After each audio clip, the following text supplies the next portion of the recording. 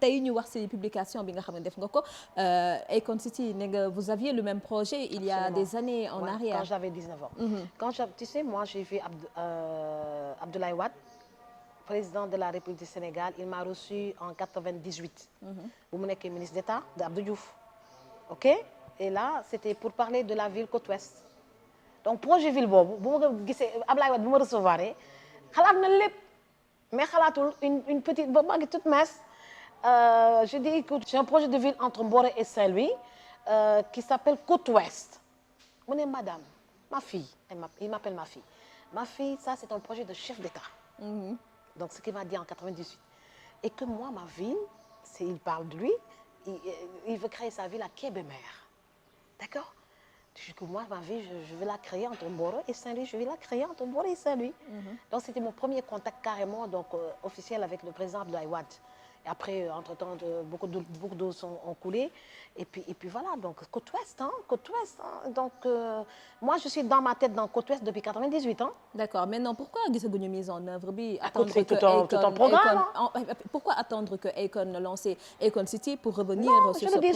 Je le dis tout le temps dans mes interviews yéen vous ne prêtez pas attention sur ça. Sama interview ma def ak Femme Chic j'en ai parlé ak beaucoup d'interviews j'en ai parlé mais journalistes yi dañuy préférer benn scandale bu ndaw yaatal ko ba mu yaatu maintenant ce qui est important comme li nga wax nii ce projet de société c'est magnifique mais on n'en entend pas parler parce que journalistes ñoo dul fësal ce qui est économique ce qui est développement ce qui est social ce qui est bien pour le Sénégal. Voilà donc le projet d'Akon fu mu ko tànn sa moom man dama fa am suuf fu mu ko def nga am suuf donc damay vérifier j'ai appelé aujourd'hui Nguéniène là donc les conseillers de Nguéniène pour savoir exactement ville bi fa lay yem mbaa laalu suñu suuf yi ñun parce que loolu à Fasna j'habite à Fasna quoi donc tout Fasna me connaît et puis il faut surtout pas qu'on touche cette partie voilà donc j'irai moi-même voir fi nga ko octroyé mbaa jegewu suñu suuf yi ñun. D'accord Inch'Allah. Mais j'ai pas attendu que mu jóg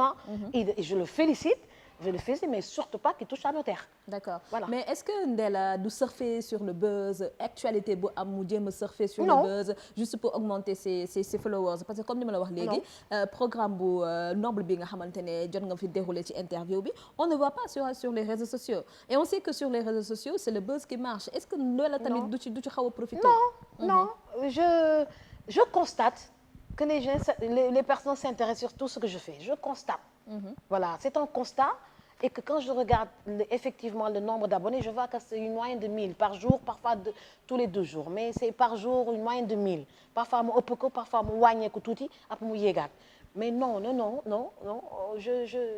c'est du Ndella Crue waaw c'est du Ndella Crue on en parle parce que il a fait sa conférence de presse j'ai appelé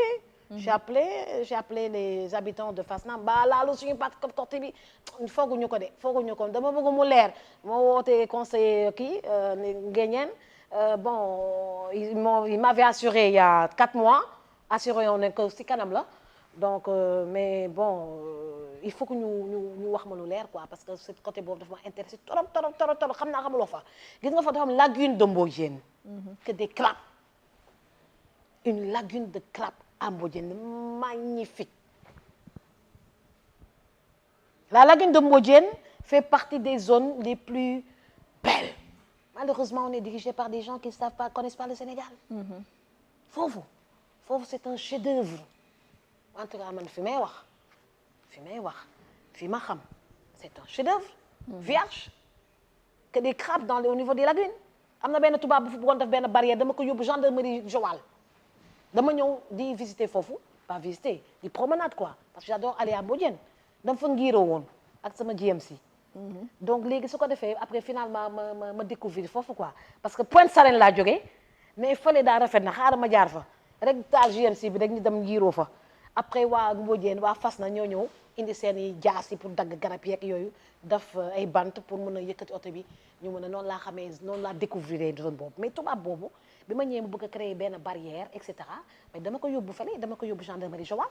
Les gens étaient étonnés de voir une Sénégalaise s'activer sur l'environnement. J'ai dit stop, on va pas créer une barrière ici parce que ça c'est une zone écologique qu'on doit sauvegarder. Après on l'a stoppé quoi. Voilà donc c'est une zone que je vous invite à découvrir C'est pas à Akon de vous faire découvrir Mbodiène je suis désolée donc sénégalais dem leen Mbodiène dem leen Pointe Sarène pour découvrir comment c'est magnifique là-bas foofu chef-d'œuvre c'est pas pour rien Abdoulaye Wade tuddee avion bi kii Pointe Sarène c'est pas pour rien Senghor tuddee ko Pointe de Sangomar mooy après Jifeer Pointe de Sangomar dafa dem ba réer géej gi su feree si ngay gis fondation yenn kër yi nga xam ne géej gi da ko kii côté boobu pétrole feeñ na fa côté boobu pétrole feeñ na fa côté boobu yëpp dafa am pétrole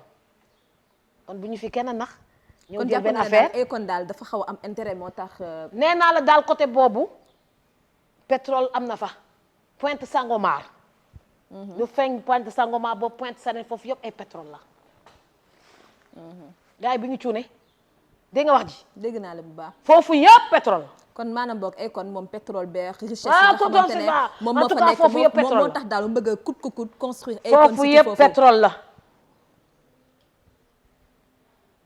Pointe Sangomar am na pétrole wala amul pétrole dëgg la dëgg la dëgg la foofu yëpp pétrole lu fees dem île de Salo yëpp kon suñu suuf yi kenn du ko pàccoo sénégalais yi toog di xool mais ay kon sénégalais la waaw maa ngi koy félicité mais nañ ko jox rek loo xam ne bi ñu délocaliser ay village ay village non man de sama suuf bi ñu ko laal bi ñu délocaliser waaw parce que lu rafet laa fa bëgg a def comme ni ma defee lu rafet Simal ku dem Simal fekk ma fa je fais 100 chambres là-bas macha allah waaw donc c'est pas pour faire du buzz non